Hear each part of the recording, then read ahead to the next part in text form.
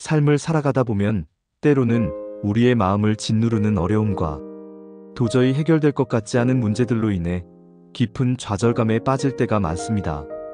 우리는 어떻게든 스스로의 힘으로 난관을 헤쳐나가려 애쓰지만 오히려 그럴수록 상황은 꼬여만 가고 마음의 고통은 깊어질 때가 있습니다. 기도를 해도 당장 기적이 펼쳐지거나 명쾌한 답을 얻지 못할 때 우리는 하나님을 향해 서운함이나 원망의 마음이 들 수도 있습니다. 이러한 복잡한 감정들이 뒤섞여 마음이 힘들고 지칠 때 우리는 무엇을 기억해야 할까요? 오늘은 바로 그런 순간에 우리에게 진정한 위로와 희망을 주는 하나님의 속성 5가지와 시편 말씀에 근거한 희망의 메시지를 함께 나누어 보고자 합니다. 첫째, 하나님은 우리를 위로하시는 분, 우리의 아픔에 가장 가까이 계시는 위로자이십니다. 마음이 상하고 슬픔에 잠겨 있을 때 우리는 홀로 고통받는다고 느낄 때가 많습니다. 하지만 하나님은 결코 우리를 홀로 내버려 두지 않으십니다. 오히려 우리가 가장 힘들고 연약한 순간에 우리 곁에 가장 가까이 다가오십니다. 시편 34편 18절 말씀은 여호와는 마음이 상한 자에게 가까이 하시고 충심으로 통회하는 자를 구원하시는도다라고 분명하게 선포하고 있습니다. 이 말씀은 우리에게 큰 위로와 안도감을 줍니다. 우리의 슬픔과 고통을 아시고 공감하시며 우리를 구원하시기 위해 언제나 우리 곁에 계시는 분이 바로 하나님이시라는 사실을 기억해야 합니다. 어두운 터널을 지날 때 빛 한 줄기조차 보이지 않는다고 느껴질 때에도 하나님은 우리를 손잡아 이끌어주시는 따뜻한 위로자이심을 잊지 마십시오. 마치 부모가 아픈 자녀 곁을 떠나지 못하듯 하나님은 우리의 아픔을 함께 느끼시고 우리를 감싸 안아주시는 분이십니다. 둘째, 모든 것을 합력하여 선을 이루시는 하나님의 주권적인 통치를 믿어야 합니다. 세상이 통제 불능 상태에 빠진 것 같고 내 삶이 어디로 흘러갈지 모를 때 우리는 쉽게 불안감에 휩싸입니다. 팀 켈러 목사님은 시편 11편 4절을 인용하며 여호와는 그의 거룩한 성전에 계시고 그의 보좌는 하늘에 있음이여라고 말씀합니다.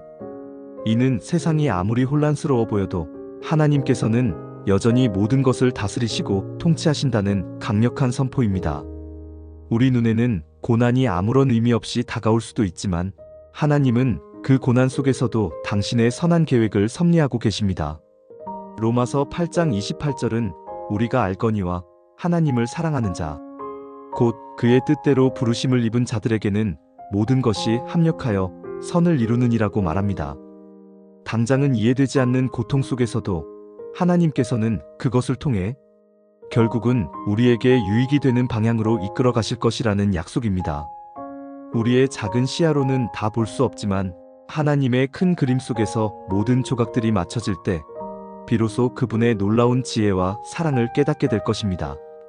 지금 당장 고난의 의미를 알 수 없더라도 하나님께서 여전히 주권적으로 통치하고 계시며 모든 상황 속에서 당신의 선한 뜻을 이루어 가신다는 것을 굳건히 붙잡으세요. 셋째, 하나님은 환난 중에 우리의 피난처이자 능력이 되십니다. 인생의 폭풍우 속에서 흔들리고 좌초될 위기에 처했을 때 우리는 어디로 피해야 할까요? 우리는 어디서 힘을 얻어야 할까요? 시편 46편 1절과 2절은 이렇게 선포합니다.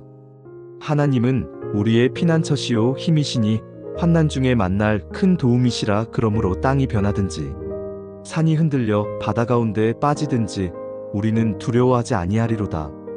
이 말씀은 우리에게 흔들리지 않는 굳건한 반석이 되어줍니다. 세상의 모든 것이 무너지고 흔들리는 것처럼 보일지라도 하나님은 변함없는 우리의 피난처이시며 우리가 의지할 수 있는 유일한 힘이 되십니다. 피할 곳 없는 절망적인 상황 속에서도 하나님 안에서 우리는 안전함을 찾을 수 있고 그분의 능력으로 모든 어려움을 이겨낼 힘을 얻을 수 있습니다. 거대한 파도가 몰아쳐도 굳건히 서 있는 등대처럼 하나님은 우리의 삶에 변치 않는 희망과 안전을 제공해 주십니다. 시편 18편 1절과 2절에서도 다윗은 하나님을 나의 반석, 나의 요새, 나의 구원의 뿔, 나의 산성이라고 고백하며 하나님의 능력을 찬양했습니다. 그분은 우리를 건지시는 분, 우리가 그 안에 피할 나의 바위, 나의 방패가 되신다는 사실을 결코 잊어서는 안 될 것입니다. 넷째, 하나님은 언제나 우리와 동행하시는 분이십니다. 우리는 종종 혼자라고 느낄 때가 많습니다. 특히 어둠의 골짜기를 지날 때 아무도 내 옆에 없는 것 같은 외로움에 휩싸이기도 합니다. 그러나 시편 23편 4절은 우리에게 놀라운 약속을 전합니다. 내가 사망의 음침한 골짜기로 다닐지라도 해를 두려워하지 않을 것은 주께서 나와 함께 하심이라. 주의 지팡이와 막대기가 나를 안위하시나이다. 이 말씀처럼 하나님은 어떤 상황 속에서도 우리를 떠나지 않으시고 항상 우리와 함께 계십니다. 심지어 가장 깊고 어두운 사망의 음침한 골짜기에서도 그분은 우리 곁을 지키시며 지팡이와 막대기로 우리를 보호하고 인도하십니다. 마태복음 28장 20절에서도 예수님께서는 내가 세상 끝날까지 너희와 항상 함께 있으리라고 약속하셨습니다. 하나님은 우리 삶의 모든 여정 속에서 동반자가 되어 주십니다. 그분은 우리의 기쁨도, 슬픔도, 성공도, 실패도 모두 함께 나누시며 우리의 손을 놓지 않고 끝까지 이끌어 주십니다. 우리는 결코 혼자가 아님을 기억해야 합니다. 우리의 그림자조차 사라진다고 느껴지는 순간에도 하나님은 우리 곁에 계십니다. 다섯째, 하나님은 우리에게 힘과 평안을 주시는 분이십니다. 삶의 무게가 너무나 버거워서 더 이상 나아갈 힘이 없다고 느껴질 때가 있습니다. 마음의 평안을 잃고 불안과 초조함 속에서 허우적거릴 때도 있습니다. 그러나 시편 29편 11절은 여호와께서 자기 백성에게 힘을 주시며 여호와께서 자기 백성에게 평강의 복을 주시리로다라고 말씀합니다.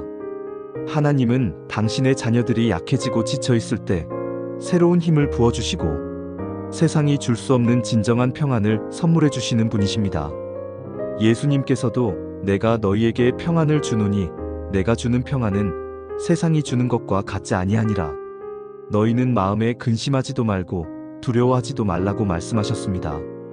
이 평안은 환경에 흔들리지 않는 깊고 참된 평안입니다. 우리가 우리의 짐을 여호와께 맡길 때 그분은 우리를 붙들어 주시고 의인이 영원히 흔들리지 않도록 하십니다. 시편 55편 22절 하나님을 의지하고 기도와 간구로 나아가며 감사함으로 주님을 찬양할 때 우리는 이 놀라운 힘과 평안을 경험할 수 있습니다. 삶의 여정 속에서 마음이 힘들고 지칠 때마다 이 5가지 하나님의 속성을 기억하시기 바랍니다. 하나님은 우리를 위로하시고 우리의 상처를 치유하시며 환난 중에 피난처와 능력이 되어주시고 언제나 우리와 동행하시며 우리에게 힘과 평안을 주시는 분이십니다. 비록 당장 기적이 보이지 않고 기도의 응답이 더디게 느껴질지라도 우리의 모든 상황을 아시고 우리를 가장 선한 길로 인도하시는 하나님의 지혜와 사랑을 신뢰하시기 바랍니다. 그분의 계획은 우리가 생각하는 것보다 훨씬 크고 놀랍다는 것을 믿으십시오.